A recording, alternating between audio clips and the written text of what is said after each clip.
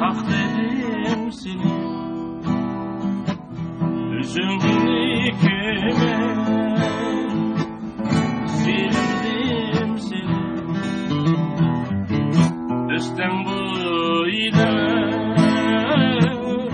sakladım seni üzümlü küme, sildim seni kara kaşlı güzel yarim, şunda ezilse meylettici. Kara kaşlı güzel yarim, şunda ezilse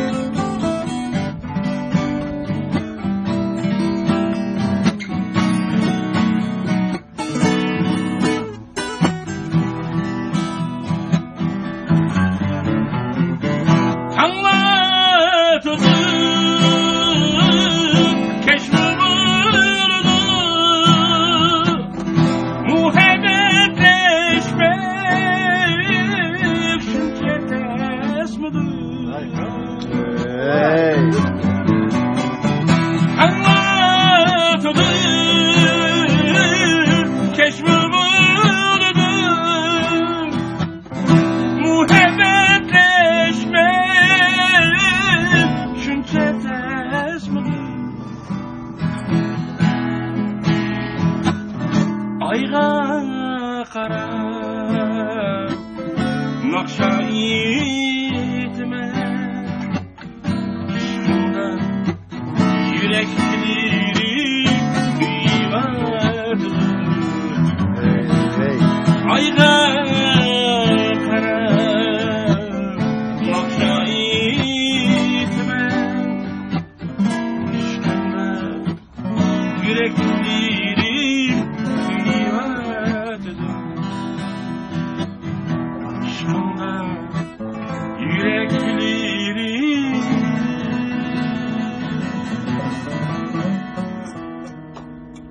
kıyıverdim.